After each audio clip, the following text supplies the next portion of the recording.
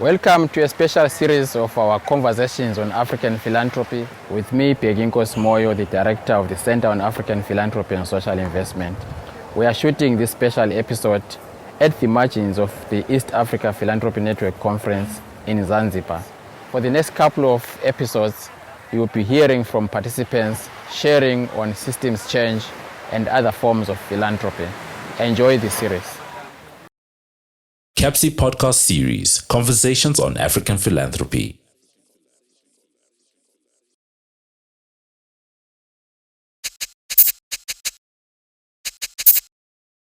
Welcome to another episode of our Conversations on African Philanthropy with me, Peginkos Moyo. I'm happy to be joined by Francis Kiwanga, the Executive Director of the Foundation for Civil Society in Tanzania. Francis, welcome. Thank you very much, Becky. Thank you. We are shooting this at the margins of the East Africa Philanthropy Forum. Network, basically, not forum. And the conversations so far have been really fascinating. Earlier on in the morning session, we went back memory lane. Just, telling the story of how some of these institutions were established, especially the Africa Philanthropy Network. And you're currently the board chair of the network. I want us to give people an idea of how the network is organized, where its strength lies, but also the key issues that you as the leadership of the network have been seized with over the last couple of years. Thank you very much, Becky. So I remember to have been involved with APN from 2015. That's the time when I joined my institution, the Foundation for Civil Society. So one of the key pillars of the APN is the work around organizing and convening people working in philanthropy within Africa. So that's the time when we are convening a meeting on philanthropy within Africa. And the Foundation for Civil Society teamed up with the AWDF from Ghana to host the meeting in Arusha. And that was a good moment for me because I learned about the APN, but also that's the time when we had a big conversation within APN about our identity. And what I remember was when we finished our assembly, we had to sit down for the entire day to discuss about how can we have a new identity about the outfit that which is responsible for philanthropy development in Africa. And after a long debate and discussion, we made decision to transform from calling ourselves Africa Grantmakers Network, and then we changed the name from AGN to APN. So that was a turning point to APN. And then you have the structure of the APN, because we are well organized, I would say, institution in Africa, where members are key because these are the owners, these are the people who are championing the agenda. But also we have the board to govern, which is responsible for governing the institution, and then we have the secretariat.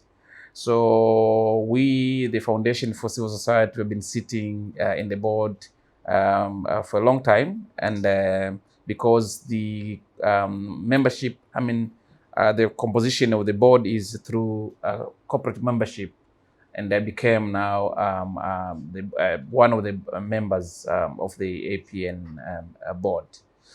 I will highlight maybe two areas or two events which are very critical for APN. At some point, I remember very well, we were being babysitted by SAT, where you were the executive director. And then we had someone coordinating the work of APN at your institution. And then we made a bold decision at some point that, okay, we need to move away from us being babysitted by one member and become independent. Yeah. We have an independent secretariat. And the decision was also made to have now this secretariat move away from South Africa. And then we got registered in Ghana and in Kenya. And then we had a new CEO. From that, the CEO served for some time. And then Stilimata Tenga came in to take the leadership of the APN. So somewhere in between, then I became also the chairperson of the APN. So if you look at the APN, what makes me proud is our ability to grow. We have grown so much. If you look at where we were, I mean, at the time when I was joining us, we did not have very strong secretariat. We had the identity crisis. We did not have very strong programming. But if I look at these last 10 or so many years, we have done so much. One is, see, for instance, even during the big crisis when we had the pandemic, APN was at the forefront in coordinating people working in philanthropy, creating a platform where we can learn from one another. I remember some of the learning platforms where, like, we need to learn, for instance, how people in West Africa responded to Ebola. So we had to learn and get someone from Liberia come and talk to us how community responded on Ebola. So it was a very useful moment, but also a lot of online sessions then. So like this area of knowledge exchange, experiential learning was so much high in the agenda. Even up to now, you see the convenings that we are having, they are actually doing that to help us learn, but also unlearn some of the practices that we don't need to continue with. But also new ways of doing, but also doing a critical reflection on what works and what does not work. So this is very, very important. And all along APN, and then you have this other organization which were born out of APN, like East Africa Philanthropy Network and other national chapters. There's a lot. I mean, I can see the sector being better coordinated now than what it used to be before, which is a plus to the institution. So I was going to say that it seems to me that your analysis is basically to say the sector has grown, the sector has become vibrant, and a lot is really happening at a national level, regional level, but also continentally, because APN really takes a Pan-African approach. So I think the other area I want us to get into is that you mentioned that in 2015, you were actually just getting into the leadership of the Foundation for Civil Society. And again, prior to you joining, the foundation was already part of the membership, and John Ulanga was the CEO then. I had a conversation with him also on this platform, and saying to him, you know, most institutions struggle with succession. Firstly with succession planning, and then secondly with transition. But in your case, for those of us who have been following your work, we actually see that there was some thought into it, and the transition didn't appear as difficult as it seems with other institutions. So what is it that went into the succession planning and the transition that made it look so well coordinated? Of course, there will be challenges here and there in any transition, but you managed. I mean, here we are so many years later. You know, Johnny has moved on to another institution. You are running the institution, and chances are you might be also, you know, coming to the end of your term. Oh yes, So I would say there are a number of things which contributed towards us being very successful in managing transitions. If you look at our history, the foundation came into being as a combination of forces. One force was the people working in development, and I'm talking about the donors in Tanzania, who wanted to set up a mechanism to work with the civil society.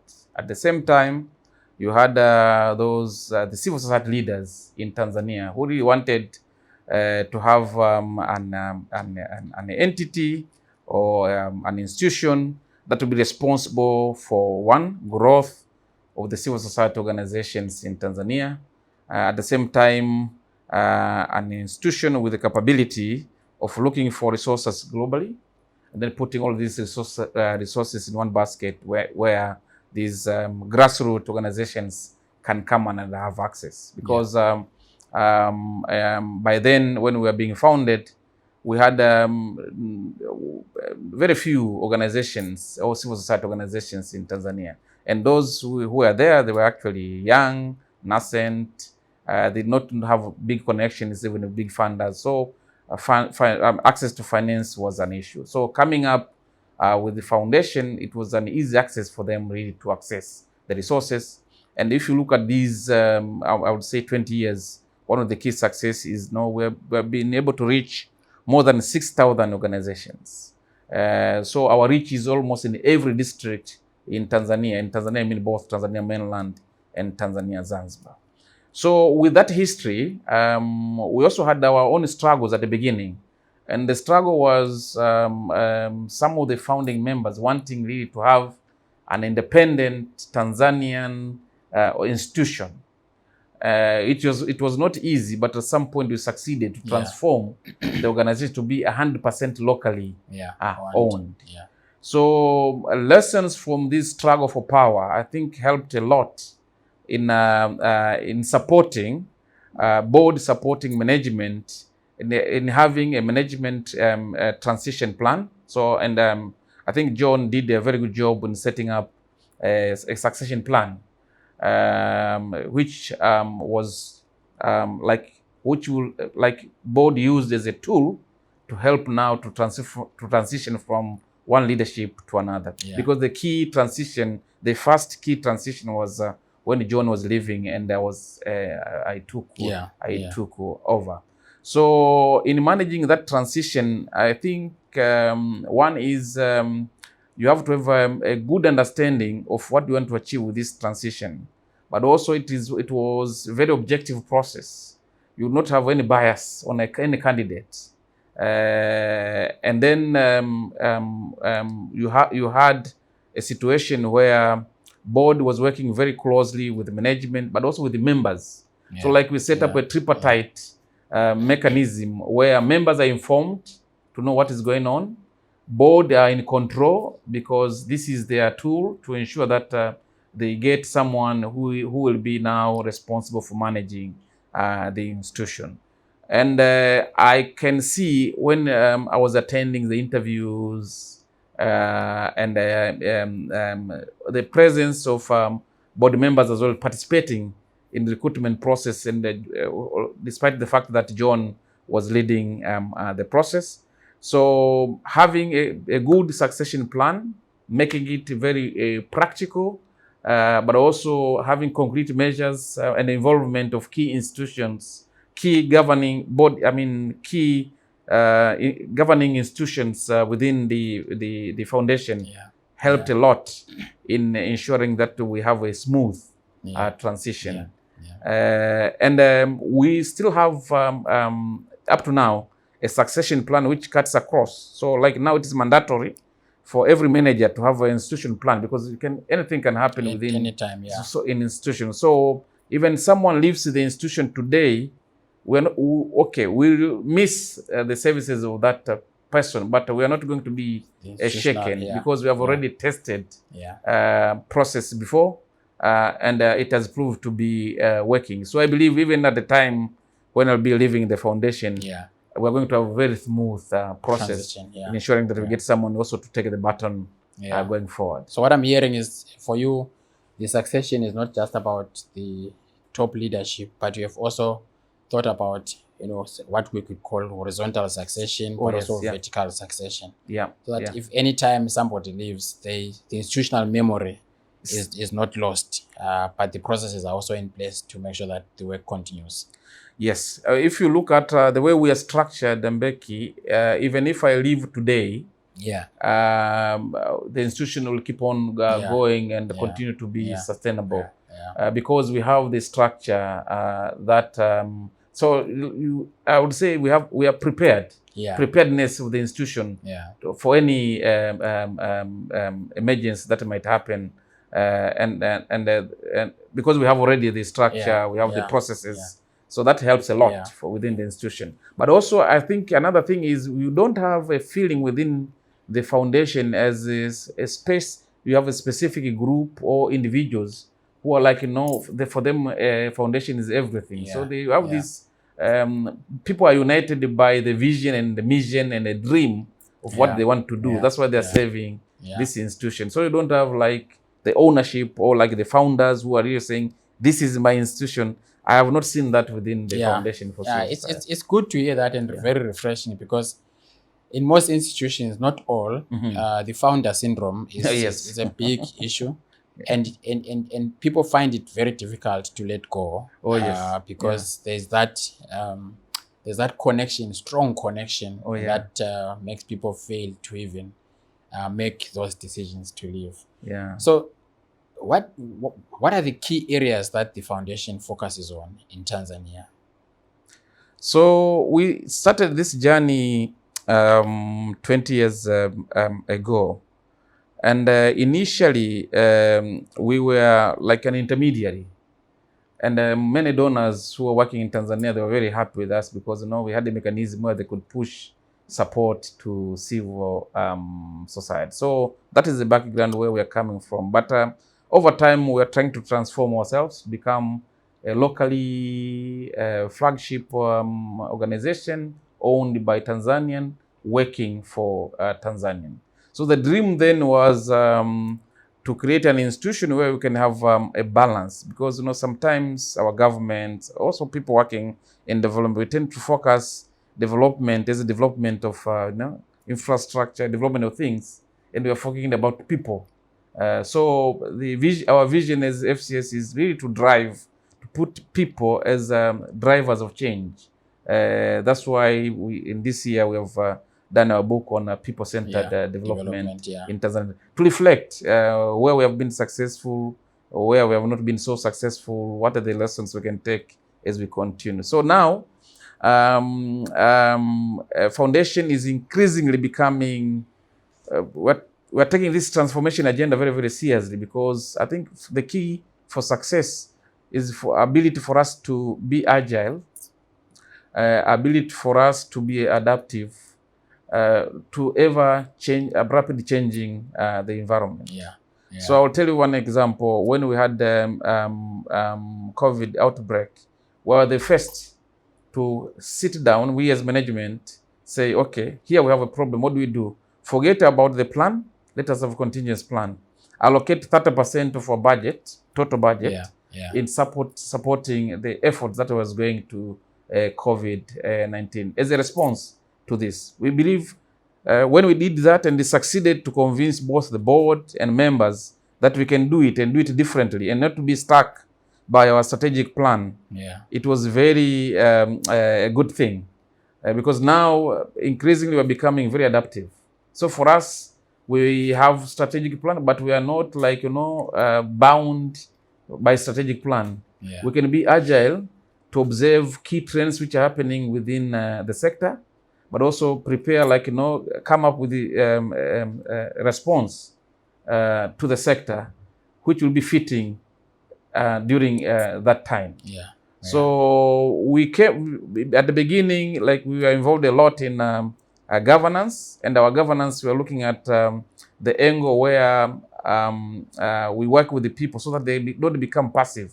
We want them to be active players in this development agenda. So we are doing a lot of activities towards changing behavior, towards changing policies, those ones which were actually discriminatory, those ones which were not empowering the young people, the women to participate in development.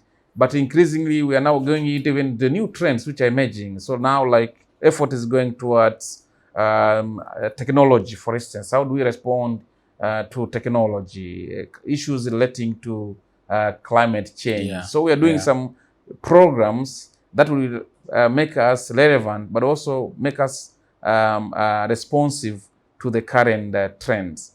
Another phenomenon that we are another area that we are looking at is really to be future thinking, to do a little bit of future thinking, especially taking the lessons from COVID-19, but also whatever is happening now, and then do something which will be very, very adaptive. So we are very flexible, but also we are trying as much as we can to be responding to new trends which are emerging every day. And then we do everything, again, putting people at the forefront. At the center, So what would you say have been some of the key achievements of the foundation historically and during your own time? So we are very happy. One is and proud, I would say, because the foundation has become like a model for civil society support in Africa. And we have, at some point, we had so many people coming to learn from us. We had colleagues from Zambia, Mali, Mozambique, and some other places that really came to learn how do we manage to do this. And for them, this aspiration was, in many countries, donors will come and set up a mechanism, and then after some times they will either kill it or like when they leave, organization is dead. So what makes me very proud is those the founding fathers of the foundation, when they came together in 2003 and set up this foundation, wherever they are now, they are very happy because we have become the institution in Tanzania. We have gone through a lot of challenges, up and downs, but all along we have become very resilient organization. So, for instance, the transformation, at some point we had so many donors pushing us, coming in to support us. And at some point we had no donor at all. And then we had to find ways how we can continue to survive, but also continue to fulfill our mandate. So this changing trends, changing donor behavior, but also our ability to continue to exist despite all these challenges makes me super proud. So even if I'm leaving today, the foundation, the foundation is built in a very strong foundation for it to continue to fulfill its mandate in so many years to come. But also our ability to respond on some of the challenges. I remember there was a time when we had a very difficult relationship in working with our communities, because the government really did not want to have strong civil society organizations. So we came up with different approaches. Some were tested, some were new. And for me, I'm looking at the foundation as an institution which is a learning institution. So for us attending some of these big conferences, like now here, what is happening in Zanzibar, we have also attended many. Us being members of various networks.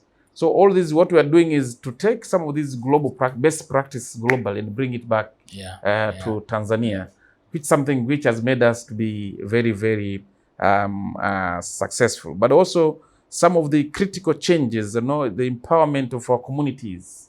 You see, over these many years, we have managed to reach over 6,000 organizations. So we have created a reputation, we have created structures, but also we have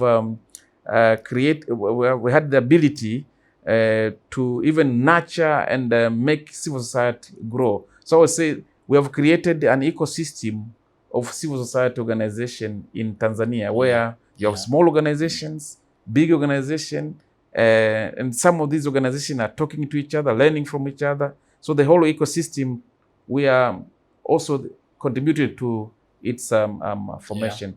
That also makes me very, very proud. So as you are talking, I'm kind of reminded of the conversation we had, I think 2 days ago, when you were telling me about how I should prepare if I wanted to climb Mount Kilimanjaro. Yes.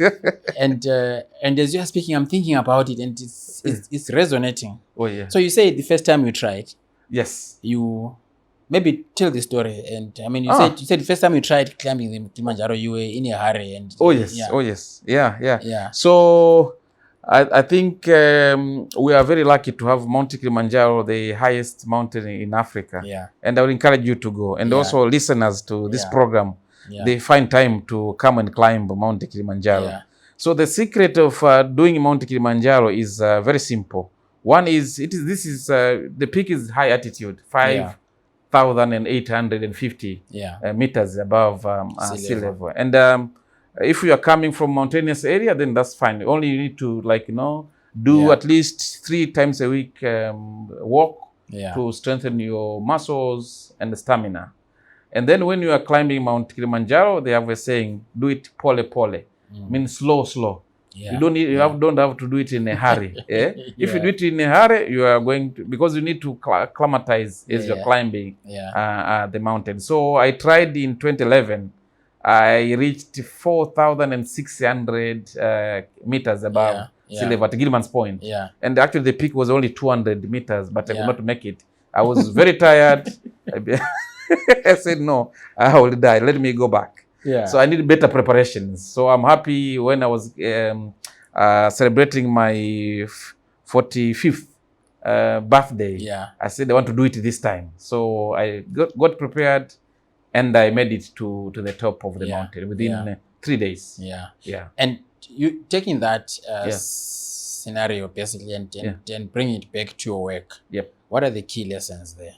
So there are many lessons. One is resilience. So if you are climbing mountain Kilimanjaro, you need to have really internal, and it actually tests your internal resilience in the sense sometimes you go through pain to get to the top, but because you have focus, which is getting to the peak, you will be there. I think the same applies even to the institution that we are working for. One is you need to set a goal that you want to achieve. But getting to this goal, it may not be easy. It is sometimes you go through challenges.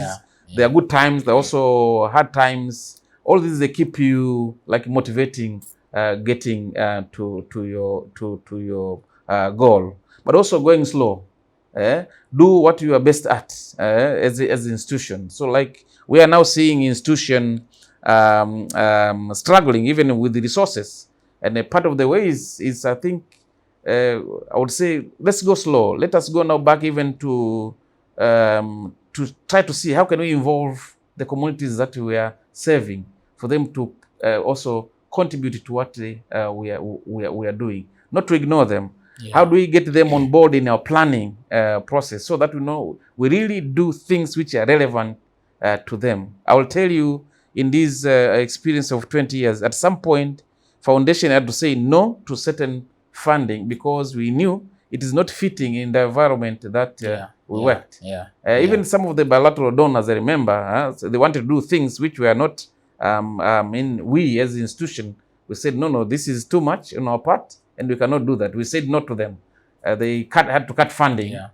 So we went through painful process, but then through that process, we had really to rethink, to do some reflection and come up with the alternative ways for us to keep on and then build a durable organization.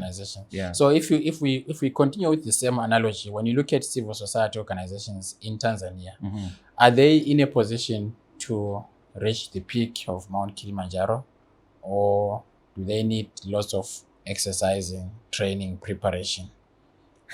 Yes, I would say they need a lot of exercising, but also learning from things that are not working. And this is, to me, I've been emphasizing a lot, because sometimes we tend to copy, either because we want to respond to donors, and we are very thankful to the work that is being done by the APN, really in trying us to question some of the methodologies, some of the approaches to working with people, some of the I would say mechanism that we are using to reach out to people. Because the idea is, if we are serving the people, where are the people from planning, from developing these proposals or resource mobilization, but also into implementation. Are they passive and waiting for CSOs to do work for them, or they're active part